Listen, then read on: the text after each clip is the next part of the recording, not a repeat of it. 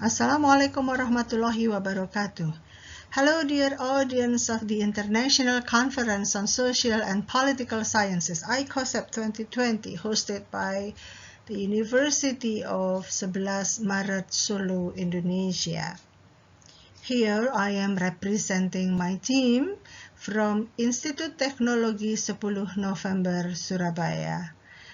And this presentation is supported by ETS Local Funding Year 2020. Let me first introduce myself. My name is Kartika Duswantara. Okay, now let me start with my presentations of the paper entitled Relationship between Women Voters' Characteristics and Participations in Politics to Their Preferences. Okay, now let's begin with the introduction. Let's look back at the result of the last election in 2019. Women representatives is 118 out of the 575 legislators, and it is about 20% closer to the threshold 30% quota. And this is still under representations. Several studies have already figured out that there are at least three factors. The first one is patriarchism. It seems that patriarchism has already been implanted into Indonesia, and this keep reviving until today.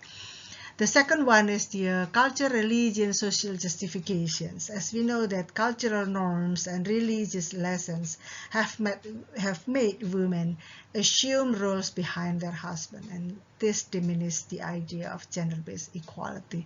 The next one is the women themselves. If we find more qualified and educated women, they will demonstrate low interest and less profound attitude toward politics. Or it can be also because of the little knowledge they have about women candidates. This is because many female candidates offer less propagation to the voters. This is different with men, who did very active in propagating and winning the voters. Underrepresentation should not repeat when regarding the populations of women voters. Therefore, this is a challenge to seek more evidence directly from women selves. It is presumably true that their decision to choose depend on their existing characteristics. And also the decision may be based on the experience and participation in politics and their knowledge of the importance of their representation. Next is the literature review. We emphasize on the history of Indonesia women political participations in politics in three different eras: the so-called the New Order era, transition era, and then Indonesia modern democracy. I believe that most of you remember during the New Order era that the president controlled tightly the role of women in the politics or democracy. We might still remember the history about PKK and Dharma Wanita that really put the important role of women into jail. Now, let's move to the transition era. This is maybe the good manifestations for women to start their movement into a more active involvement in politics. As we know that in this era, the first woman president was elected. Ibu Megawati Soekarno Putri at that time was able to be elected as the president. Not only that, she also has been successfully proved strong to be the head of a political party and recently end up with the elections of President Jokowi. So President Jokowi was promoted by her party. So this is the start. The transition era is the start of the movement, the great movement, I mean.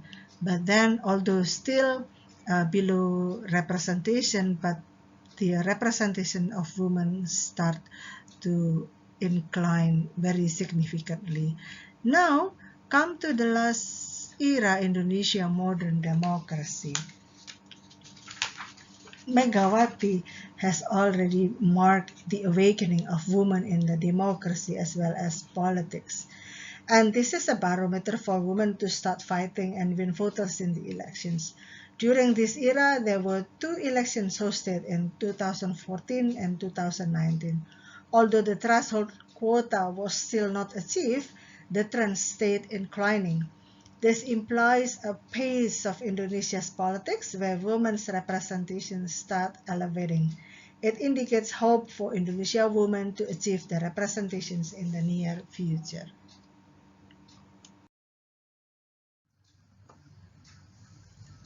Okay then, this is the method of the study. This is a descriptive study that unraveled the issue behind women's underrepresentations as legislative candidates during Indonesia elections. The sample? The total of 142 women voters participated in the study. They were sampled based on their voting eligibility. The selected participation were women aged at least 17 years old, since at this age a citizen is eligible to vote. The instrument is an online questions using Google form that was designed based on the literature review of women's political preferences in Bahasa Indonesia. And then procedures. Respondents were recruited from all provinces in Indonesia. However, due to a limited network, this study could only reach women from 12 out of the 34 provinces. East Java province contributed 54% of the total 1,042 respondents. Aha! Now it's almost the end of these presentations. Now we come to the finding and discussions. The frequency of respondents' participations in the 6 elections, this is 6 after Indonesia's Independence Day. The highest percentage is occupied by 59% of respondents with an experience to join the election only once. And then regarding political participations, the section investigates women's response to political issues. The survey reveals that 89% of respondents speak their mind, and only 11% remain silent and never express their aspiration. You know what? They show that women have started to courageously express their political knowledge, which implies that they understand politics to a certain extent. Now, the characteristic of a group of this respondent. 84% of women with less knowledge about their legislative representation fall within the age of 17 to 29 years old. About women participation, it is summarized in 4 different yet related points. This include frequency joining the elections, participation in political organization, responding to political issues, and knowledge about their representations. Unfortunately, young voter respondents have a respectively lower degree of percentage in all the 4 mentioned points. About political preferences are limited to their choice of candidates based on gender. Women voters prefer male candidates due to the general stereotypes attached to women or men's qualities.